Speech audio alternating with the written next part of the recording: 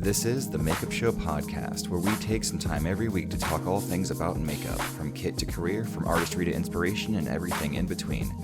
With decades of experience in all areas of the industry, award-winning makeup artists Danessa and James Vincent travel the world meeting and educating makeup lovers. In this podcast, Danessa and James share the wealth of their knowledge and career insights with you. Hey, hey, hey. Howdy, howdy, howdy. I'm Danessa. I'm James Vincent. And this is the Makeup Show podcast. Sorry, you guys. Welcome, guys. I think we had a little delay. Yeah. But I think we're ready to go.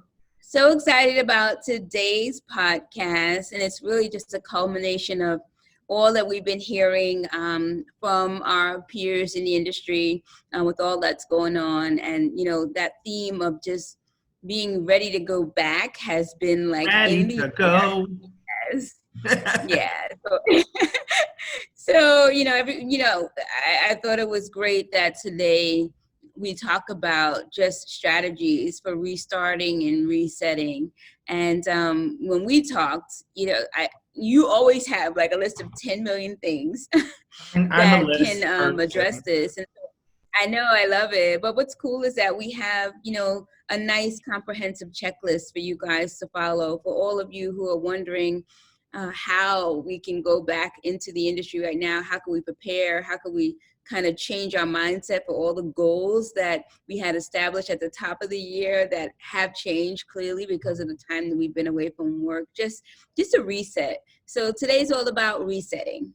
And the thing is, we have been getting so many messages from artists because we're international, especially you have such a broad reach now, and we're getting messages from artists who have not really been impacted, and we're getting messages from artists who are hit hard, and they all, as things are starting to open, they are feeling a certain way. A lot of people have felt unmotivated. They felt like maybe these obstacles, this change derailed them from reaching some of those goals that they have set for themselves. And Shelly and I, with the Makeup Show, have been working with the Center for Disease Control, working with all of the states.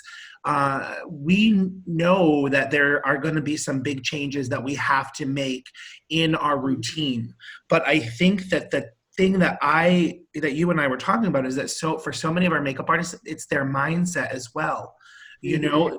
We really, and I go back to my social work stuff so often when I'm talking to artists at this time, but really what a lot of people were struggling with is identity. For so many of us, our job is our life. I know you and I are very guilty of that. Yes.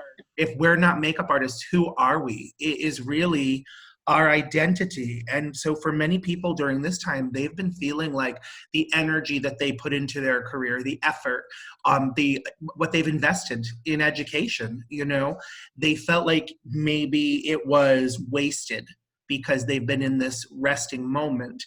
And what I have been talking about, and we did a whole series about it, incubating your creativity. But right now, as that resting stage is over for many people and they're returning back to work, it's like, how do you rev it back up? How do you get where you want to be and get back out there? Because I think that for many of us, it feels like coming back from, a period where maybe you were not at your best, and to step back into those goals again can feel a little overwhelming, honestly. Yeah. As you were talking, I was just thinking about how much more tired I feel every day. And one of the things to keep in mind is that action creates energy. And for most of us, we've been super inactive. It's kind of like you could be going to the gym every day and then you stop. Then starting back never actually happens. But once you actually put your toe in it, then it's like, oh, this is all right. And you kind of like get into the groove again. And I feel like that's exactly where we are right now. Like the action steps are really going to help us to get energized. So I love your list because your list is always so action oriented. I think it's also important to understand that a resting stage is essential. What a lot of people were able to do during this time is adjust their expectations. They were cross-studying. A lot of people have been doing a lot of webinars and education and all of these things. They were really looking back. You know, we did a whole episode on tapping into your memories and remembering who you were. Holding on to that autonomy really had that going to make you stronger. It reminded you of your relatedness. You know, and I think that a lot of people are going to step into this stronger than they were. And I thought about 4 terms. Before we get into the nitty-gritty of like the actual a lot of people that even if they were 4 terms quarantine that are important to remember you could in this time, you know, phone what or get on Facebook or without a makeup class. Well, it reminded you of your autonomy. You know, you have it reminded you of your confidence, making progress, and gives you the confidence to reach your goals. But also, look at what you've just survived. This is a major world trauma. And we're coming out on the other side of it. And your readiness, everything that you have prepared, everything you've invested in, your makeup kit, all of those classes, your skill set, all of that is still there. And what Danessa and I are going to do today are give you a few little things that you can do now to take that readiness from a thought and something kind of intangible into action. And action is really, with this podcast, we give a lot of actionable steps. You know, we really love that. And so for me now, it's about really reconnecting, reaching out to the others in your community, listening to things like this podcast, and looking back at education, getting all of those things that inspired you together, and getting ready to, boom, get back into it. So should we I love about it? I love it. I love it. So what's interesting is, I have the university, Dennis Marks University, and I do a call monthly with everybody who's in the university. And it was crazy to see everyone who got on to the Zoom call had the same exact interest. Like, how are we gearing up to be ready for tomorrow? Like, we're opening up tomorrow. And it was interesting how there were people from all over the world on the call. And like you mentioned, it's different everywhere. Yeah. And there was one of the girls that were on the call. She's in Florida. And, you know, Florida has been a little loosey-goosey since this whole thing started. And she literally has to go back to school in a week. And their first project is a bridal shoot. And there's 20 students in their class who all are going to be bringing models. And she's absolutely terrified. So we spent a lot of time just working it through and talking about things that we can do just to protect ourselves and to protect the people that we're around. And, you know, reminding her of her power and reminding her to remind the other students in the class of their power and their voice. And she actually, on that call, we came up with an action plan for her to address the school on things that they'd like to see present, and understanding what their program content is, like what are we going to be doing differently in this circumstance and that circumstance, and how the school is going to work with the students to provide a safer environment. And I think that was just so strong and so proactive approach. So even if you're in an area where they're not even concerned so much about your return to work, you know, we are powerful beings, and with the community, we can come up with incredible strategies to move forward. So it was the most empowering call, and we were all sharing things that we've been doing since the pandemic, and training that they've gotten that has really energized them. I would love to outline them for them, because I thought it would be cool to put together a checklist of, you know, it's almost time to get started. What can you be doing over the next couple of days to help you to be prepared? And many of these, we've talked about this already. I mean, you on a regular basis, you know, with your conversations with the CDC, you know, have brought this information forward, and we just had our call with Jake. But if somebody's like, okay, right now, today, what can I do? I'm starting back next week to work. What can I do? Not just for me to be informed, but to inform my customers on, you know, how they can feel safe. So what I didn't know, and what I'm going to be taking right away, is there's a course through My Lady. It's actually a 24-hour infection control course that's free, that everyone. I've been looking into it as well. Yeah, which I thought was amazing. We talked about this before, but for those of you who are hearing it for the first time, Barbicide has their COVID training that you can complete very, very quickly. The World Health Organization has free courses on this, on how to protect yourself and the people who you're interacting with.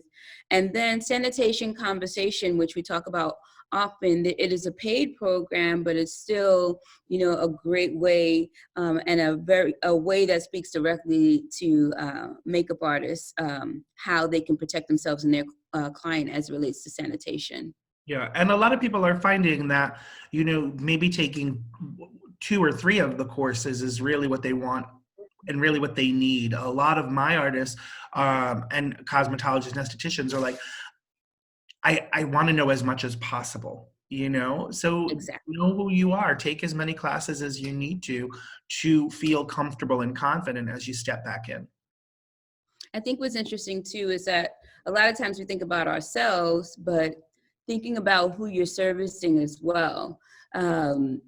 Because they're just like us, having the same concerns, just the same concerns that a lot of people had when it was time to go back to work. Okay, well, who's going to be protecting me when I get there? I think it'll be the same thing for the clients that we're servicing. And we talked about this last week on the podcast, just doing our very best to make sure that they're aware of the things that we've done in order to prepare them. So one of the things that we talked about in our group at the university is, sending out a letter, whether it's a postcard, whether it's an actual physical card, whether it's an email, something very personal, reintroducing yourself to your audience. If you're someone who's servicing major clients, or, reaching out to them as well. If you shoot with a photographer regularly, just reaching out to them, whatever form of communication makes sense for you and how you interact with them, and give them a checklist. Hey, I'm Danessa, I hope all is well. It's Danessa. I'm really excited about, the world getting back on track and us being, able to work together again. I just wanted to be proactive and share with you some of the things that I've done to make sure that I'm safe and you're safe and the clients that we're servicing are safe. And even if it's just bullet points, I've taken these 3 courses over the last week. I've included these new items in my kit. I'm going to be working a little bit differently on set. I'm going to be doing this first and then this, whatever that new process that you've adapted after taking all of these programs and listening to all these trainings, you may feel that you're ready, but it's also important for you to let the people that you're going to be servicing know that you're ready. If you have a website, you should start communicating that. I see a lot of people on their social media actually posting the certifications that they received from the organizations that they trained at. So it's kind of like making it loud and clear to everyone that you interact with in this industry that you're prepared and you're ready. And I think that's a big way to think about the future and your goals for the future, because you're putting everybody on alert. Like, not only am I ready to come back to work, but I've changed everything to make sure that everyone is going to be safe. Like, you hiring me means you're getting, the safest bet, and especially in these times. And I think it says a lot for who you are as a professional. Like, our education is ongoing, and your safety and security and comfort is just as important to me as a professional as your makeup is. No, I totally agree. And I've even, and I know we talked about this too, I've been redoing my kit, and it's an arduous process. Yeah. Oh, your kid. Oh, no. It's taking a lot of work. But I'm so happy as to how it's evolving. And I totally think we should do another podcast, sharing our new kits. But there are some things that I'm going to just include just for the sake of it. One of them is an idea that I got from you, where you talked about just when your clients sit down, they see that you're removing items from your kit that are fresh. And so I am going to have my things come out of those LED sanitizing bags, like when they see me. So I have a small one and I have a large one. I'll share it next time we're together. Definitely doubled up on brushes, as we talked about. I have masks that I put in my kit, just like I'll put a sponge or anything else. I have masks and gloves for my client in case they don't come prepared. And I also thought about having those mini hand sanitizers that you can give, the gel ones, just as a gift of like, hey, take this, keep it with you, because it'll go a long way to show that you care, just like a giveaway. Yeah. And one of the thoughts that came to my mind is, when we're working, it's really about that intimate connection. So I've been just ordering different face shields where I can see my client through the shield and they can actually see my face, so I don't have to wear a mask, which hides all your emotion and just erases all the connections. So these are just some things that I've been toying with and playing with. I love that. And for me, I've been looking at different things that I can do, for my clients that I work with regularly, making sure that I just have a mini kit that is just theirs, that I can know that it's sanitized, that I know that I can pull it out. And I know not everybody works that way. But for my clients that are maybe different models that I'm working with, so if you're doing different brides or different clients, I'm just working it right into the rates that will be coming forward. They're getting their own mascara, they're getting their own, anything that I need to prepare. I just have to adjust my rate to make sure that they're getting all of their own puffs, sponges, disposables, whatever it is that I need. And I think that these are things that we've kind of already done, but I'm looking into figuring out ways that I can be aware of kind of the amount of plastic and waste and things like that, but that I can actually pull my brushes out, like you said, from a kit, and have them see that they have been in like a sanitized light. Yeah, And I love that. I got that from you. I thought that was brilliant. that Narrow light is the light that I'm doing some research with, and I'm really happy with it. But even other things, like I'm thinking maybe even switching from working with hard palettes to like paper palettes and things like that. So that way they're seeing it just opened, it's just for theirs.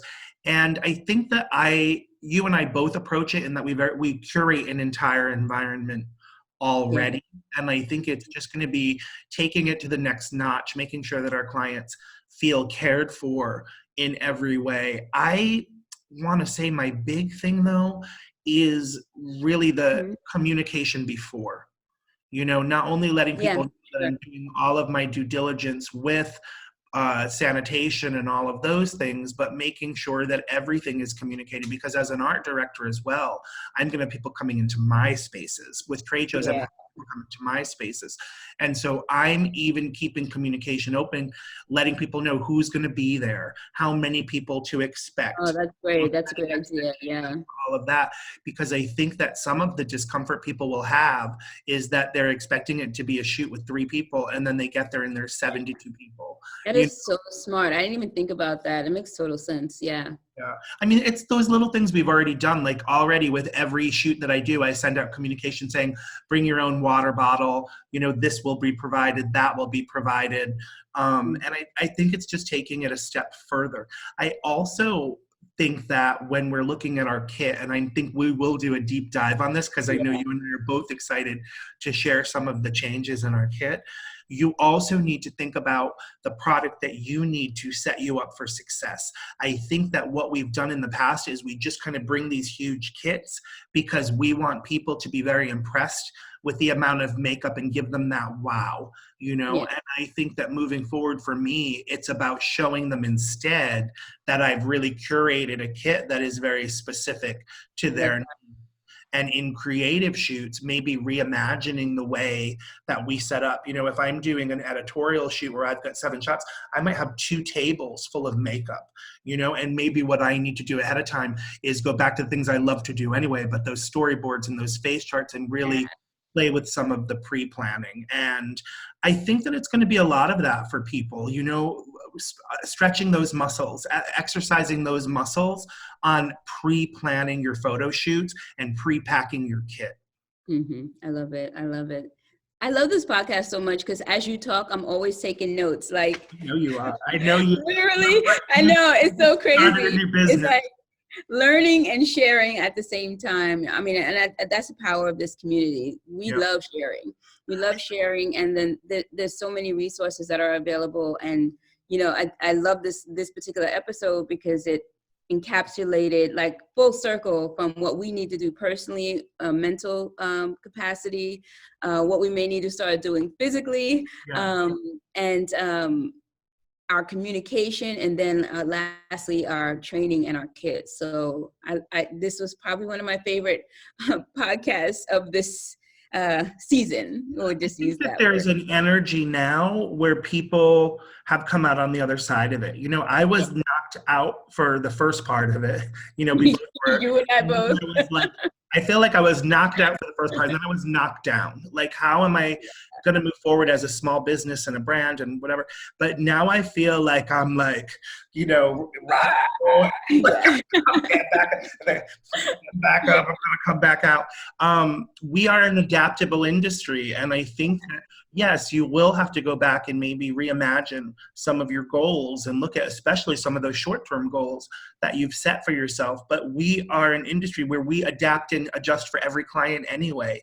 We are constantly changing our kit for new product. We are constantly learning new technique. We're constantly understanding new technologies and how we can bring them into our artistry to make it better. So I think better than most people, the makeup community, the beauty community is going to come out of this and say, we are ready to lead you into a place where you feel comfortable.